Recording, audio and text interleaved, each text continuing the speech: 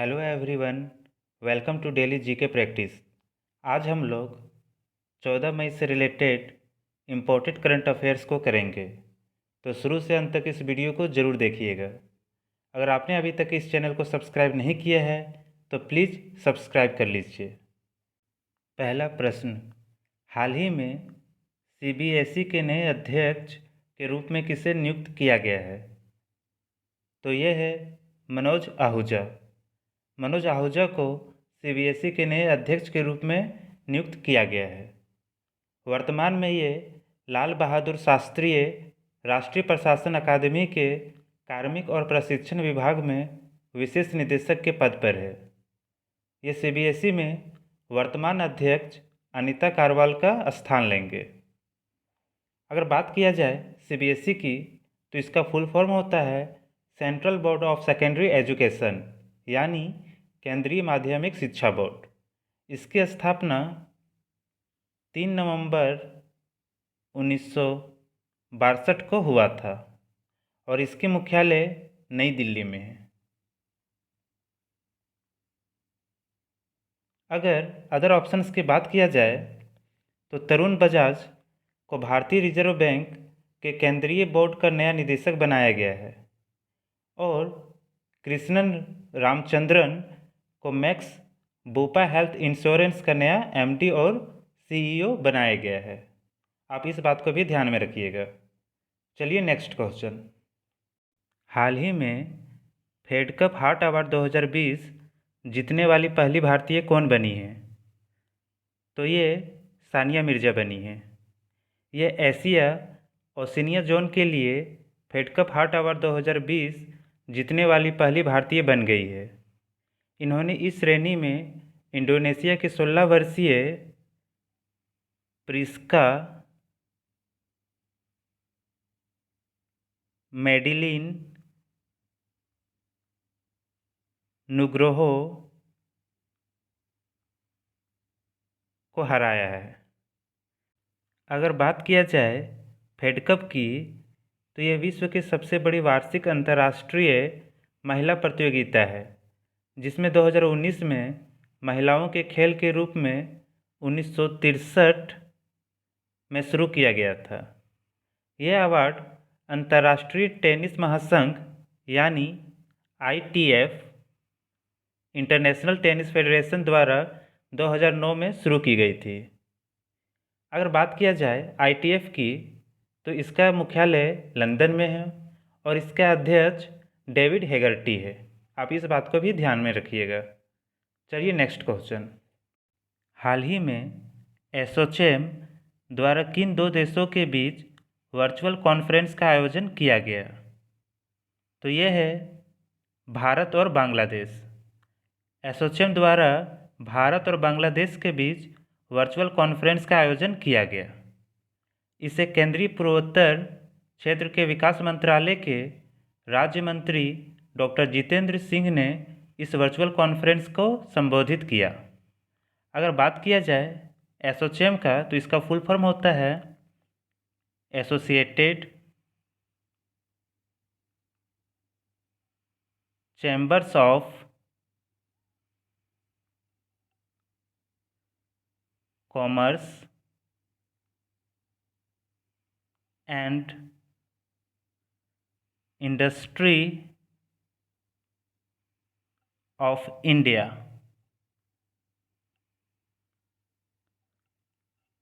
अगर बात किया जाए बांग्लादेश की, तो इसकी राजधानी है ढाका और इसकी मुद्रा है टका और बांग्लादेश की प्रधानमंत्री है शेख हसीना और बांग्लादेश का वाणिज्य मंत्री है टीपू मुंशी।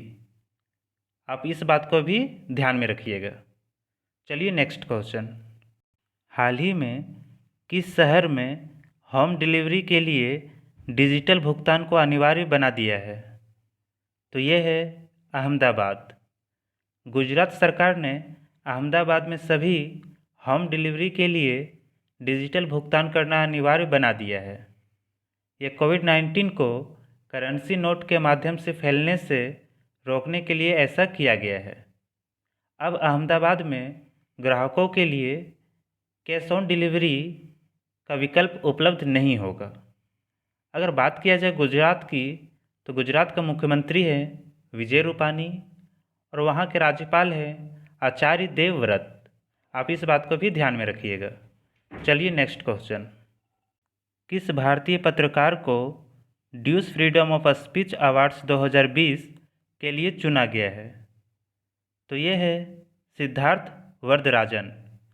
सिद्धार्थ वरदराजन को ड्यूस फ्रीडम ऑफ स्पीच अवार्ड्स 2020 के लिए चुना गया है। दुनिया भर में 14 देशों के 17 पत्रकारों को मीडिया में मानव अधिकारों और अभिव्यक्ति की स्वतंत्रता के लिए उत्कृष्ट प्रतिबद्धता दिखाने के लिए ड्यूस फ्रीडम ऑफ स्पीच अवार्ड 2020 के लिए चुना गया है। चलिए नेक्स्ट क्वेश्चन। कौन सा देश 2021 में फीफा अंडर 17 महिला विश्व कप का आयोजन करेगा? तो ये है भारत। भारत 17 फरवरी से 7 मार्च 2021 तक इसका आयोजन करेगा। चलिए नेक्स्ट क्वेश्चन। हाल ही में किस देश ने FightChess.com ऑनलाइन नेशंस कप जीता है?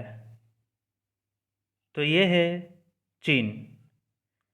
चीन ने अमेरिका के खिलाफ खेले गए FightChess.com ऑनलाइन नेशंस कप में जीत दर्ज की है।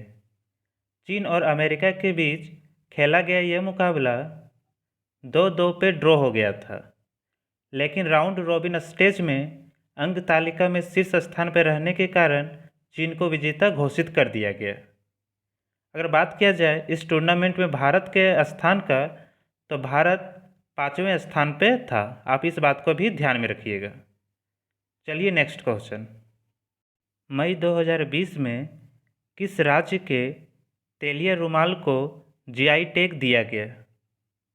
तो ये है तेलंगाना। तेलंगाना के तेलिया रुमाल को भौगोलिक उपदर्शन रजिस्ट्री यानी जियोग्राफिकल इंडिकेशन रजिस्ट्री द्वारा जीआई टैग दिया गया है। इसका आवेदन पुटटपक्का हैंडलूम क्लस्टर IHDS के सहायक संघ द्वारा किया गया था।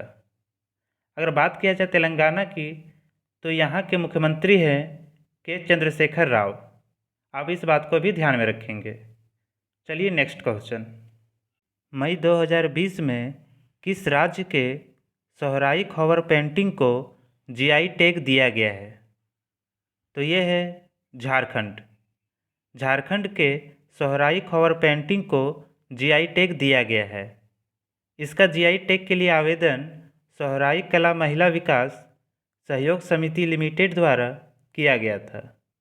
अगर बात किया जाए झारखंड के, तो इसके मुख्यमंत्री हैं हेमंत सोरेन और यहाँ की राज्यपाल है श्रीमती द्रौपदी मुर्मू। चलिए नेक्स्ट क्वेश्चन। हाल ही में किसने भारत और मध्य एशिया में सर्वश्रेष्ठ क्षेत्रीय हवाई अड्डे के लिए स्काई ट्रैक्स अवार्ड 2020 जीता है? तो ये है केम्पेगौड़ा अंतर्राष्ट्रीय हवाई अड्डा। इसने भारत और मध्य एशिया में सर्वश्रेष्ठ क्षेत्रीय हवाई अड्डा के लिए स्काई ट्रैक्स अवार्ड 2020 जीता है। चलिए नेक्स्ट क्वेश्चन। मई 2020 में किस राज्य ने स्वास्थ्य सचिव विवेक कुमार को पर्यावरण विभाग में स्थानांतरित किया है? तो ये है पश्चिम बंगाल। पश्चिम बंगाल सरकार ने स्वास्थ्य सचिव विवेक कुमार को स्थानांतरण कर दिया है, जिन्हें 2020 में स्वास्थ्य और परिवार कल्याण विभाग के प्रधान सचिव के रूप में तैनात किया गया था। अगर बात किया जाए पश्चिम बंगाल की, तो यहाँ के मुख्यमंत्री है ममता बनर्जी और यहाँ के राज्यपाल है जगदीप धनखड़। आप इस बात को भी ध्यान में रखिएगा। चलिए नेक्स्ट क्वेश्चन। मई 2020 में किसको आधिकारिक तौर पर विश्व बौद्धिक संपदा संगठन के अगले महानिदेशक के रूप में नियुक्त किया गया है? तो ये है डेरन तांग। ये 1 अक्टूबर 2020 को 6 साल के लिए WIPO की कमान संभालेंगे। यह पहली बार होगा कि सिंगापुर का कोई व्यक्ति संयुक्त राष्ट्र एजेंसी का नेतृत्व करेगा और WIPO के एशिया का पहला महानिदेशक बनेगा। चलिए नेक्स्ट क्वेश्चन। मई 2020 में प्रधानमंत्री नरेंद्र मोदी ने आत्मनिर्भर भारत अभियान के लिए कितने लाख करोड़ रुपए के विशेष आर्थिक पैकेज की घोषणा की है? तो ये है 20 लाख करोड़। प्रधानमंत्री नरेंद्र मोदी ने राष्ट्र के नाम अपने संबोधन में लैंड, लेबर, लिक्विडिटी और लॉज पर बल देते हुए 20 लाख करोड़ रुपए के आर्थिक पैकेज की घोषणा की है, जो 2020 में देश की विकास यात्रा और आत्मनिर्भर भारत अभियान को एक नई गति देगा। अगर बात किया जाए आत्मनिर्भर भारत अभियान का, तो प्रधानमंत्री नरेंद्र मोदी ने भारत को आत्मनिर्भर बनाने के लिए 5 स्तंभों पर ध्यान देने की बात कहा है। पहला, अर्थव्यवस्था, एक ऐसी इकोनॉमी जो इंक्रीमेंटल चेंज नहीं बल्कि क्वांटम जंप लाए। दूसरा, बुनियादी ढांचा, जो आधुनिक भारत की पहचान बनाए। तीसरा है व्यवस्था, यानी 21वीं सदी के सपनों को साकार करने वाली तकनीक पर आधारित व्यवस्था।